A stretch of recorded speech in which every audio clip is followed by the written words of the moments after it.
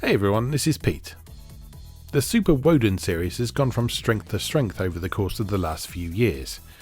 Beginning with the excellent but perhaps overly challenging Super Woden GP, the series truly hit its stride with the beautifully balanced and immensely playable Super Woden GP2.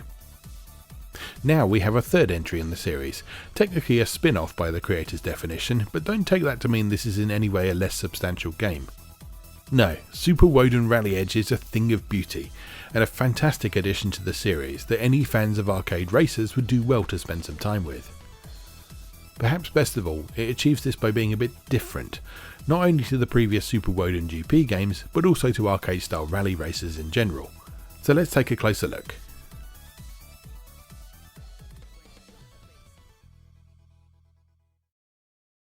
I've talked about this before, but it bears repeating. Single-player arcade racing is one of those genres that is long assumed to be dead as far as the mainstream is concerned. As graphical fidelity and processing power have improved, the overall realism of driving games has increased considerably. And with the consistent popularity over the years of series like Gran Turismo, Forza Motorsport and Assetto Corsa, many racing game developers came to the conclusion that people wanted more sim-like experiences to the exclusion of pretty much everything else. Now don't get me wrong, racing sims can be a lot of fun, particularly if you have a decent wheel and pedal setup. But as far as I'm concerned, the appeal for something that is pick up and play, and more to the point playable with a simple controller rather than a more elaborate setup, has never gone away. I still regularly return to racing games from the 80s, 90s and early 2000s precisely because of that accessibility factor. Sometimes you want is not the authentic feeling of driving a real car, but instead the simple thrill of speed, perhaps exaggerated to an absurd degree. And I think the market has been shifting somewhat too. Although the somewhat more casual Forza Horizon series has still been shifting copies, particularly now that Microsoft has let it out of Xbox containment, the last mainline Forza Motorsport series entry released in such a bare-bones condition that it drove even series loyalists away. Sony's Gran Turismo hasn't fared quite as badly, though I do feel like Gran Turismo 7 released to some fanfare and then disappeared from the public consciousness a lot more quickly than previous entries in the series.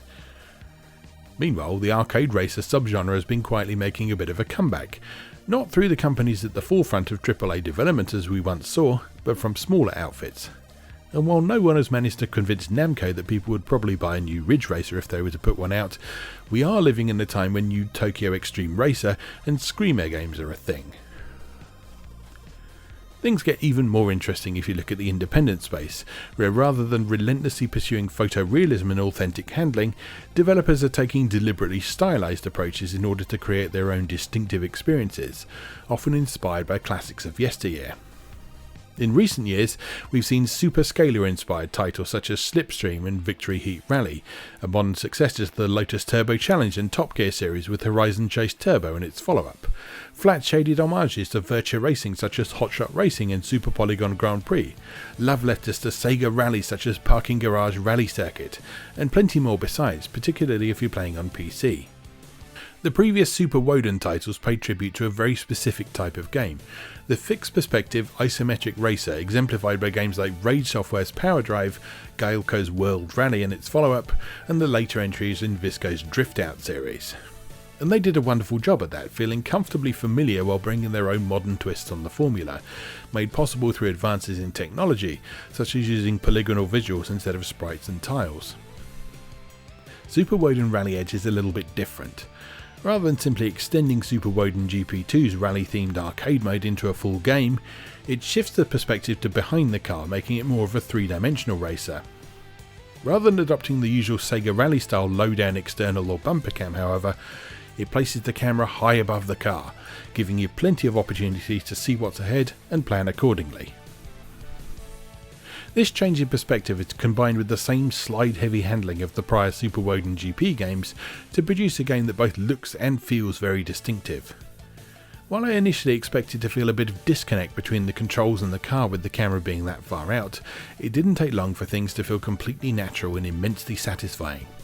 It was immediately apparent that this game definitely has the same magic as Super Woden GP2, but it does more than enough to provide a distinct experience that can comfortably coexist with its stablemates. Like Super Woden GP2, Super Woden Rally Edge features both arcade and career modes, and like its predecessor, the arcade mode would have been more than substantial enough to make the game worthwhile by itself. This time around, the arcade mode presents you with 3 different competitions to try your hand at. Each competition not only presents you with a different series of tracks, it also gives you a different grade of cars to drive. This means that as you work your way up through the difficulty levels, you'll not only have to contend with more complex course layouts, you'll also have to learn how to tame the more rambunctious cars from the available lineup. The arcade mode is a timers and checkpoint sort of affair, with a countdown timer strictly enforcing a time limit on each course. And I mean strictly. If that clock runs out, you grind to an immediate halt, even if you're inches away from the finish line. This can be a tad frustrating, but it's authentic to real 90s arcade racers, and also gives the mode a lot more longevity. It's easy to think of the arcade mode as a side activity that you try your hand at first ahead of getting into the real meat of the game's career mode. But given its strict time limits and high skill ceiling, it's actually probably better to think of it as a true test of your skills once you've got some practice in. You won't beat even the easy competition right away, and you'll absolutely have to put some practice in with the speedier cars to master the 2 more challenging options. And it's easy to while away a few hours playing nothing but this mode, reminding us that in years gone by, even simple racers with very limited selections of courses, like Ridge Racer and Sega Rally, could keep us busy for just as long as those with hundreds of tracks and cars available to play. Hell, I still go back to pole position quite frequently, and that has 1 track. The career mode follows a similar format to Super Woden GP2. You buy a low-grade car with your initial allowance of money, then compete in races that said car is suitable for. As in its predecessor, individual events carry both a car class and a maximum horsepower restriction, meaning you have to keep an eye on how much you're upgrading your vehicles. While this does mean that on occasion you have to compete in events without a fully upgraded car, it does prevent an issue that some games of this type have, where upgrading your car to a certain degree makes the actual competitive side of things feel largely meaningless, and the game becomes little more than a grind. This doesn't happen in Super Woden Rally Edge. Even with a fully kitted out car, you'll still need to have a good grasp of how it handles on various different track surfaces, the unique characteristics of each country's courses, and ideally the layout of each individual stage. Every event you compete in feels like a good challenge, and pulling ahead of the pack always feels immensely satisfying. Since Super Woden Rally Edge is a rallying game, the vast majority of your time is spent racing alone against the clock, though when you reach each checkpoint on the course, you'll get an update as to how your current time compares to your otherwise unseen opponents. It's important not to despair if you seem low down the rankings early on the course. It's eminently possible to pull ahead as things progress. You're also told outright both before and during the race what times you need to achieve first, second and third place in each event, so you can also use this as a guide to determine whether or not you're likely to come out on top. Notably, there are very few competition events that are just a single stage, so it's possible to win an overall event even if you don't come first in one or more of the stages. So long as you have the overall best total time, you'll get the top prize. But again, it's no bad thing even if that top spot feels unattainable.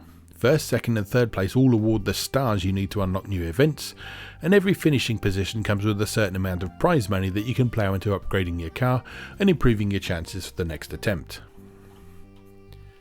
Each tier of rally races is broken up a little with a couple of special events that work a little bit differently. The first of these is a head-to-head race that pits you against another car. These are handled in a really fun way. You're both racing the same course, but you start at different points on it. Your respective start lines are placed on stretches of road that are alongside each other before winding off in different directions. So there are several sections of each race that allow you to get a sort of drag race feeling before throwing you to the more technical side of things.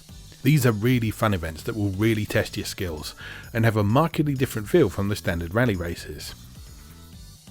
The second type of special event is a gymkhana, which challenges you to race around a highly technical course, usually laid out with cones and other obstacles in the car park to provide tight corners and slalom style sections. Again, although you're using the same skills as in the main rally events, these have a very different feel and present their own distinctive challenges. They're a fun way to break up the various competitions, and they help keep things interesting. As in Super Woden GP2, you need to keep on top of your car's maintenance. Washing your car is a purely cosmetic thing, but you'll need to keep an eye on your oil level, as at lower levels your engine will underperform and even cause you to break down. It's not expensive to either wash your car or change your oil, but these are ongoing expenses you'll want to account for when planning your spending. Overall, the career mode is paced well with a good difficulty curve. Stay on top of upgrading your vehicles and you complete events at a good pace, though you will need to get to grips with your chosen car's handling in order to guarantee those top spots, and the way each car feels to drive is notably distinct. There's also a really good sense that the different road surfaces seen in each of the countries depicted in the game affect your car differently, and this comes across both through how your car feels to drive and more subtle presentational features such as some excellent use of controller rumble. So let's talk a bit about the game's overall presentation. The high-up 3D perspective is a great choice for the game, as it strikes an excellent balance between giving the courses a three-dimensional feel and a sense of speed, and allowing you a good amount of time to see what's coming up ahead when combined with your co-driver's on-screen and audible advice. The role of your co-driver is played by the same enthusiastic European lady as in Super Woden GP2's arcade mode, and she once again sounds like she's having a whale of a time as you throw your car around each course. In fact, Super Woden Rally Edge uses a lot of the same music tracks and sound effects as Super Woden GP2, but this doesn't mean the game comes across as a half-assed or lazy attempt to cash in on the series. Rather, it gives a sense of audio-visual consistency with its predecessors despite its change of perspective, and besides, there's more than enough new stuff in the mix too to mean that you won't feel hard done by. The visuals are presented in a semi-stylized manner. The tracks err on the side of realism, with some good texture work to reflect the different road surfaces and environments, and each country having its own distinctive roadside objects, sponsor boards and signage. Cardboard spectators line each course. It might have been nice to see a bit of animation from these to give a bit more life to proceedings, but you do at least have effects like camera flashes on many courses, and most of the time you're going much too fast to pay any attention to the people standing on the side of the road anyway. And no, you can't mow them down. If you do find yourself in a situation where you're about to hit a person, the game will automatically fade to black and then respawn you back on the road. The cars, meanwhile, have a comic book style black outline around them, which helps them really stand out atop the backgrounds, even on courses where weather or lighting conditions bathe the scenery in haziness. They're animated well too, with the wheels spinning, turning and responding to undulations in the road really well. Each car has a good sense of weight as you throw it around the courses, and after each race, a simple but effective replay system allows you to relive your efforts from camera angles it would have been impossible to play from. There are plenty of cars to choose from too. While none of them are real, they're obviously all based on real cars, and you can rename them to what you think they actually are if you see fit. There's also some fun homages to various car-related media at various points throughout the game. One white Beetle-esque car is very obviously Herbie from the classic movies, right down to having the distinctive racing stripes and the number 53, while a striking blue sports car known as the Rare Hero is clearly an homage to Ridge Racer and its music track of the same name. Outside of races, the menus are simple and clear but stylish, calling to mind the PlayStation era Gran Turismo games in particular, as you choose locations from a map in order to access different game functions. Nice touches like the car wash and oil change being animated, and the music test involving a cassette rewinding before playing each track adds some audio-visual flair to proceedings, and it's evident that a lot of care has gone into making Super Woden Rally Edge look as good as it plays. There are a few typos here and there. One of the events spells Kenya with an I instead of a Y, and the in-game banners for the Kenyan rallies proudly boast of the Champino ship that they're hosting, but these are minor nitpicks in the grand scheme of things when the whole game just oozes an understated but nonetheless proud sense of style. All in all then, Super Woden Rally Edge is a worthy successor to the Super Woden name. While its change of perspective provides a markedly different feel to the racing events, it's not hard to transplant your skills from the prior games into this new one. And if you're new to the series, this is as good a place as any to start, as it's highly accessible and easy to understand, with a well-paced difficulty curve in both the arcade and career modes. As I touched on earlier, the arcade mode by itself would have been more than enough to make this game worth a tenner or so of your hard-earned cash. With a substantial career mode in there too, this is an absolute no-brainer for anyone who enjoys arcade-style rally racing. It's further proof, if it were even needed at this point, that the most exciting things happening in gaming in 2026 are firmly in the independent space, particularly if you're one of those people who are always complaining about modern gaming being rubbish. No, as I've said before, modern gaming isn't rubbish. Soulless, money-hungry AAA and live service games are the things that are rubbish. Look outside that increasingly troubled part of the market and you'll find that things are more exciting, vibrant, diverse and varied than ever before. So much so that even if you're the sort of grumpy old fart who believes that gaming peaked 30 years ago and has only gotten worse since, you can easily find something that you'll have fun with.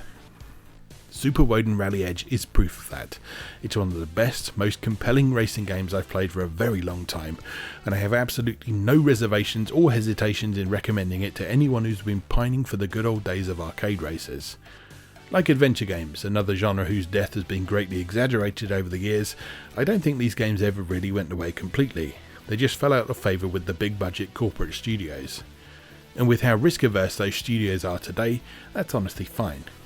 Super Woden Rally Edge, like many other independently developed games around today, demonstrates clearly that you don't need a massive budget, cutting edge tech, live service features or a 5-year DLC roadmap to make a good game.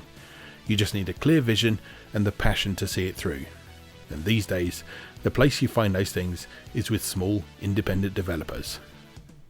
And so on that note, it just remains for me to say, as always, thank you very much for watching, and I'll see you again next time.